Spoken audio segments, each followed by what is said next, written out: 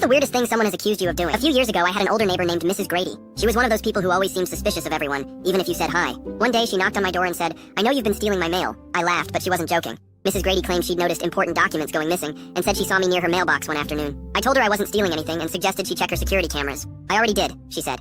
"But you must have hacked into them and edited the footage." I didn't even know how to change my Wi-Fi password, let alone hack her cameras. But no amount of explaining would convince her otherwise. A few days later, I noticed something strange. A package I'd been waiting for was marked delivered, but it wasn't on my porch. That's when it hit me.